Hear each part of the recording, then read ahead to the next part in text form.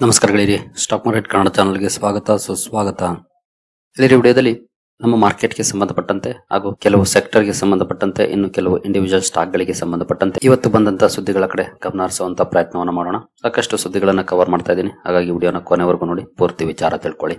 As usual ಮುಂದುವರಿಯ ಮುಂಚೆ disclaimer ಕೊಡ್ಲಿಕ್ಕೆ ಇಷ್ಟಪಡ್ತೀನಿ. ಇಲ್ಲಿ ಕವರ್ ಮಾಡ್ತಿರುವಂತ ಯಾವುದೇ ಸ್ಟಾಕ್ ಅನ್ನು ಕೂಡ ರೆಕಮೆಂಡ್ ಮಾಡ್ತಿಲ್ಲ. ನೀವು ಫರ್ದರ್ ಸ್ಟೇಟ್ಮೆಂಟ್ ಎಡಿಷನ್ ಅಂತ ಹೇಳ್ಬೋದು. ಆಸ್ ಎಜುಕೇಶನಲ್ ಪರ್ಪಸ್ ನಾನು ವಿಡಿಯೋ ಮುಂದೆ ತರ್ತಾ ಇದ್ದೀನಿ. ಹಾಗೆ ಇನ್ ಕೇಸ್ ಇಲ್ಲಿವರೆಗೂ ನೀವೇನಾದ್ರೂ ನಮ್ಮ ವಾಟ್ಸ್ಆಪ್ ಚಾನಲ್ ಹಾಗೂ ಇನ್ಸ್ಟಾಗ್ರಾಮ್ ಚಾನಲ್ ನ ಫಾಲೋ ಮಾಡ್ತಿಲ್ಲ ಅಂತಂದ್ರೆ ಚಾನಲ್ ಡಿಸ್ಕ್ರಿಪ್ಷನ್ ಅಲ್ಲಿ, ವಿಡಿಯೋದ ಡಿಸ್ಕ್ರಿಪ್ಷನ್ ಅಲ್ಲ, ನಮ್ಮ ಚಾನಲ್ ನ ಡಿಸ್ಕ್ರಿಪ್ಷನ್ ಅಲ್ಲಿ 3 more ಲಿಂಕ್ಸ್ ಮೇಲೆ ಕ್ಲಿಕ್ ಮಾಡಿದ್ರೆ ಇಲ್ಲಿ ಕೆಳಗಡೆ ವಾಟ್ಸ್ಆಪ್ ಚಾನಲ್, ಇನ್ಸ್ಟಾಗ್ರಾಮ್ ಚಾನಲ್ ಹಾಗೂ ಎಕ್ಸ್ ಹ್ಯಾಂಡಲ್ ಸಿಗುತ್ತೆ. ಎಲ್ಲವನ್ನು ಕೂಡ ಫಾಲೋ ಮಾಡಬಹುದು. ಅಲ್ಲೂ ಕೂಡ ಹಲವು ಅಪ್ಡೇಟ್ ಗಳನ್ನ ಕೊಡುವಂತ ಪ್ರಯತ್ನವನ್ನ ಮಾಡ್ತಾ ಇರ್ತೀವಿ. ಇನ್ನು ಸುದ್ದಿಗಳ ಕಡೆ ನಾವು ಗಮನ ಹರಿಸೋದಾದ್ರೆ, ಮೊದಲಿಗೆ ಟ್ರಂಪ್ ಹಾಗೂ ಪುಟಿನ್ ಭೇಟಿ ಬಗ್ಗೆ ಒಂದು ಸುದ್ದಿ ಬಂದಿದೆ. ನಿಮ್ಗೆಲ್ರಿಗೂ ಗೊತ್ತಿರೋ ಹಾಗೆ ಟ್ರಂಪ್ ಪುಟಿನ್ ಹಿಂದೆ ಒಂದ್ಸಲ ಭೇಟಿ ಮಾಡಿದ್ರು, ಯುದ್ಧದ ಬಗ್ಗೆ ಡಿಸ್ಕಷನ್ಸ್ ಆಗಿತ್ತು. ಅನಂತರ ಸೆಲೆನ್ಸ್ಕಿ ಜೊತೆ ಕೂಡ ಮಾತಾಡಿದ್ರು, ಬಟ್ ಅಲ್ಲೇನ ಅಷ್ಟು ಒಳ್ಳೆ ಪಾಸಿಟಿವ್ ಡೆವಲಪ್ಮೆಂಟ್ಸ್ ಆಗ್ಲಿಲ್ಲ.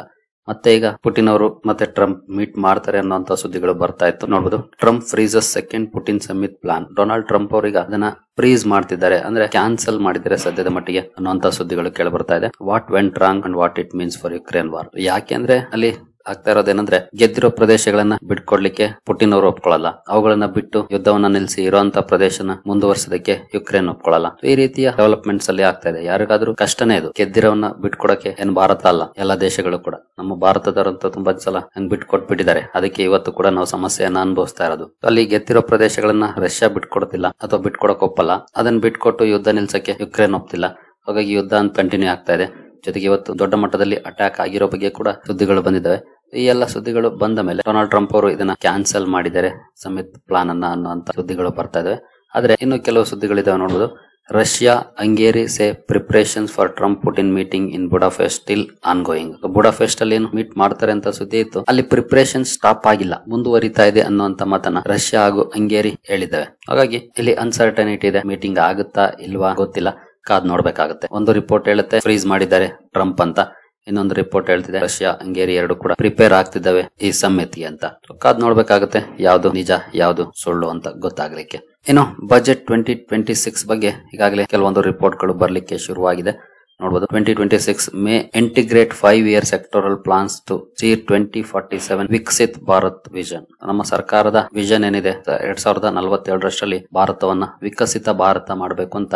ಆ ನಿಟ್ಟಿನಲ್ಲಿ 2026 ಬಜೆಟ್ 5-year ಸೆಕ್ಟೋರಲ್ ಪ್ಲಾನ್ಸ್ ಅನ್ನು ಕೊಡಬಹುದು ಅಂತ ಹೇಳ್ತಾ ಇದೆ. ನೋಡಬಹುದು, government plans to integrate 5-year sectoral action plans covering infrastructure, petroleum and natural gas, telecom, science and technology, pharmaceuticals into the budget sources set. ಈ ಸೆಕ್ಟರ್ಸ್ ಅಲ್ಲಿ 5-year ಪ್ಲಾನ್ಸ್ ಅನ್ನು ಹಾಕೊಳ್ಳೋದು, ಆ 5 years ಅಲ್ಲಿ ಏನೆಲ್ಲ ಅಚೀವ್ ಮಾಡಬೇಕು ಇದ್ರ ಬಗ್ಗೆ ಡಿಸ್ಕಷನ್ಸ್ ನಡೆಸೋದು. ಹಾಗೆ ಅದಕ್ಕೆ ಬಜೆಟ್ ಎಷ್ಟು ಬೇಕಾಗುತ್ತೆ, ಹೇಗೆ ಅಡ್ಜಸ್ಟ್ ಮಾಡಬಹುದು, ಇದ್ರ ಬಗ್ಗೆ ಪ್ಲಾನ್ ಅನ್ನ ಈಗಾಗಲೇ ಸರ್ಕಾರ ಸ್ಟಾರ್ಟ್ ಮಾಡಿರೋ ಬಗ್ಗೆ ಸುದ್ದಿಗಳು ಬರ್ತಾ ಇದೆ. ಇನ್ನು 3 ತಿಂಗಳಿದೆ ಬಜೆಟ್. ಫೆಬ್ರವರಿ 1ನೇ ತಾರೀಕು ಬಜೆಟ್ ಅನೌನ್ಸ್ ಆಗೋದು. 3 ತಿಂಗಳಿಗೆ ಮುಂಚೆನೆ ಸರ್ಕಾರ ಈ ರೀತಿಯ ಪ್ಲಾನ್ ಗಳನ್ನ ಮಾಡ್ಕೊಳ್ತಿದೆ. ಖಂಡಿತ ಒಳ್ಳೆಯ ಡೆವಲಪ್ಮೆಂಟ್ಸ್ ಅಂತ ಹೇಳ್ಬೋದು. ಯಾಕಂದ್ರೆ ನಮ್ಮ ದೇಶದಲ್ಲಿ ಗೊತ್ತಲ್ಲ, ಏನಾದ್ರು ಅಂದ್ಕೊಂಡ್ರೆ ಸಾಧ್ಯ ಆಗೋದು 1 ವರ್ಷ ಅಂದ್ಕೊಂಡ್ರೆ 5 ವರ್ಷಕ್ಕೆ ಆಗೋದು. ಹಾಗಾಗಿ ಈ ಸರ್ಕಾರ ಸ್ವಲ್ಪ ಫಾಸ್ಟ್ ಆಗಿ ಕೆಲಸ ಮಾಡ್ತಾ ಇದೆ. ಇದ್ರಲ್ಲಿ ಅಂದ್ಕೊಂಡ ಟೈಮ್ಗೆ ಪ್ರಾಜೆಕ್ಟ್ ಗಳನ್ನ ಮುಗಿಸುವಂತ ಪ್ರಯತ್ನವನ್ನಂತೂ ಮಾಡ್ತಿದೆ. ಹಿಂದೇನು 5 ವರ್ಷದ್ದು 10 ವರ್ಷ 15 ವರ್ಷ ಆಗ್ತಿತ್ತು, ಹಂಗಾಗದೆ ಅಟ್ಲೀಸ್ಟ್ ಸ್ವಲ್ಪ ವೇರಿಯೇಷನ್ಸ್ ಆಗ್ಬೋದು, ಮಾಡುವಂತ ಪ್ರಯತ್ನವನ್ನ ಮಾಡ್ತಿದೆ. ಈ ರೀತಿ ಸೆಕ್ಟೋರಲ್ ಆಕ್ಷನ್ ಪ್ಲಾನ್ಸ್ ಅನ್ನ ಅಟ್ಲೀಸ್ಟ್ ಪ್ಲಾನ್ ಮಾಡಿದ್ರೆ ಬಹುಶಃ ಅದನ್ನ ಅಚೀವ್ ಮಾಡ್ಲಿಕ್ಕೂ ಕೂಡ ಸಾಧ್ಯ ಆಗ್ಬೋದು. ಯಾವೆಲ್ಲ ಸೆಕ್ಟರ್ಸ್ ಬರ್ತವೆ ಅಂತ ಇನ್ನೊಂದ್ಸಲ ನೋಡ್ಕೊಂಡ್ಬಿಡಿ. ಇನ್ಫ್ರಾಸ್ಟ್ರಕ್ಚರ್ ಇದೆ, ಪೆಟ್ರೋಲಿಯಂ ಅಂಡ್ ನ್ಯಾಚುರಲ್ ಗ್ಯಾಸ್ ಇದೆ, ಟೆಲಿಕಾಂ ಇದೆ, ನಂತರ science and technology, pharmaceuticals. Infrastructure ಅಂದ್ರೆ ಅಲ್ಲಿ ಎಲ್ಲ ಬರುತ್ತೆ, ರೈಲ್ವೇಸ್ ಬರುತ್ತೆ, ರೋಡ್ಸ್ ಎಲ್ಲಾನು ಬರುತ್ತೆ. ಇನ್ಫ್ರಾಸ್ಟ್ರಕ್ಚರ್ ಅಂದ್ರೆ ಈವನ್ ಏರ್ಪೋರ್ಟ್ಸ್ ಕೂಡ ಬರುತ್ತೆ. ಆಕ್ಷನ್ ಪ್ಲಾನ್ಸ್ ಇದ್ರೆ ಖಂಡಿತ ಫಾಸ್ಟ್ ಆಗಿ ಕೆಲಸಗಳು ಆಗಬಹುದು. The exercise has already begun with high-level pre-budget ministerial meetings steered by Niti Ayog and Finance Ministry. Finance Ministry ಹಾಗೂ Niti Ayog ಈಗಾಗಲೇ high-level ministerial meetings ಅನ್ನು ಕೂಡ ಕಂಡಕ್ಟ್ ಮಾಡೋದನ್ನ ಸ್ಟಾರ್ಟ್ ಮಾಡಿದೆ. ಅಕ್ಟೋಬರ್ 16ನೇ ತಾರೀಕು Niti Ayog member Rajiv Gauba ಹಾಗೂ top finance ministry official meeting ಅನ್ನ ಮಾಡಿದ ಈ 5-year ಇನ್ಫ್ರಾಸ್ಟ್ರಕ್ಚರ್ ಪ್ಲಾನ್ಸ್ ಗೆ ಸಂಬಂಧಪಟ್ಟಂತೆ. ಇನ್ಫ್ರಾಸ್ಟ್ರಕ್ಚರ್ ಪ್ಲಾನ್ಸ್ ಬಗ್ಗೆ ಅಕ್ಟೋಬರ್ 16ನೇ ತಾರೀಕಿನ ಮೀಟಿಂಗ್ ಅಲ್ಲಿ ಡಿಸ್ಕಷನ್ಸ್ ಆಗಿದೆ.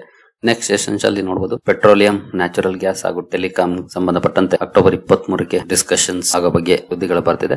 ಇನ್ನು ಫಾರ್ಮಾಸ್ಯೂಟಿಕಲ್ಸ್ ಗೆ ಸಂಬಂಧಪಟ್ಟಂತೆ ಅಕ್ಟೋಬರ್ 24ಕ್ಕೆ ಮೀಟಿಂಗ್ ಬಗ್ಗೆ ಸುದ್ದಿಗಳು ಬರ್ತಿದೆ. ಹಾಗಾದ್ರೆ ಈ ಪ್ಲಾನ್ಸ್ ಗೆ ಸಂಬಂಧಪಟ್ಟಂತೆ ಬಜೆಟ್ ಅಲ್ಲಿ ಏನೆಲ್ಲ ನಿರ್ಧಾರಗಳನ್ನ ತಗೊಳ್ಬಹುದು, by incorporating priority projects, policy directives and funding allocation from 5-year plan, budget may link fiscal policy directly with medium term sectoral goals. Priority ಎಲ್ಲಿ ಕೊಡಬೇಕು, ಪಾಲಿಸಿ ಡೈರೆಕ್ಟಿವ್ಸ್ ಏನಿರಬೇಕು, ಫಂಡಿಂಗ್ ಅಲೋಕೇಶನ್ ಯಾವ ರೀತಿ ಇರಬೇಕು, ಇದ್ರ ಬಗ್ಗೆ ಡಿಸಿಷನ್ ತಗೊಳ್ಳಿಕ್ಕೆ ಬಜೆಟ್ ಅಲ್ಲಿ ಇದು ಪೂರಕ ಆಗುತ್ತೆ. ಹಾಗಾಗಿನೇ ಈ ರೀತಿಯ ಮೀಟಿಂಗ್ಸ್ ಅನ್ನ ಈಗಾಗಲೇ ಸರ್ಕಾರ ಸ್ಟಾರ್ಟ್ ಮಾಡಿದೆ. ಒಳ್ಳೆ ಸುದ್ದಿ. ನೋಡೋಣ ಇನ್ನು ಏನೆಲ್ಲ ಸುದ್ದಿಗಳು ಬರ್ತವೆ ಇದಕ್ಕೆ ಸಂಬಂಧಪಟ್ಟಂತೆ ಅಂತ. ಇಲ್ಲಿಂದ ಸಾಕಷ್ಟು ಸುದ್ದಿಗಳು ಬರ್ಲಿಕ್ಕೆ ಶುರುವಾಗುತ್ತೆ.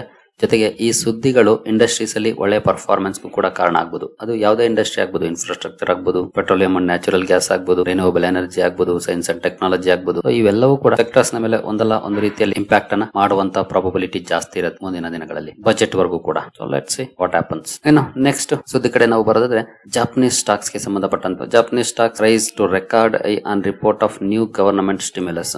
ನೆನ್ನೆ ತಾನೇ ಹೊಸ ಪ್ರೈಮ್ ಮಿನಿಸ್ಟರ್ ಜಪಾನ್ಗೆ ಬಂದಿದ್ದಾರೆ. ನೆನ್ನೆ ಮಾರ್ಕೆಟ್ ಕೂಡ ತುಂಬಾ ಚೆನ್ನಾಗಿ ರಿಯಾಕ್ಟ್ ಮಾಡಿತ್ತು. ಜೊತೆಗೆ ಬಂದಿರುವಂತ ಹೊಸ ಪ್ರೈಮ್ ಮಿನಿಸ್ಟರ್ ಇದ್ದಾರೆ, ಅವರು ಪ್ರೋ ಮಾರ್ಕೆಟ್ ಒಪಿನಿಯನ್ ಇರುವಂತವ್ರು. ಹಾಗಾಗಿ ಮಾರ್ಕೆಟ್ ಒಳ್ಳೆ ಪರ್ಫಾರ್ಮೆನ್ಸ್ ಅನ್ನ ಮಾಡಿತ್ತು.